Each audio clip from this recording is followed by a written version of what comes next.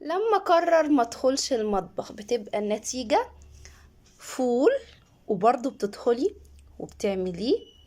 بتبقى بطاطس وبرضه بتدخلي وبتقشريها وبتقليها. بتبقى بيض وبرضه بتسلقيه وبتقفي تقشريه، مش هتاكليه بقشره. بتبقى كشك، والكشك ده تحفة جدا. عاملاه بالمرتة.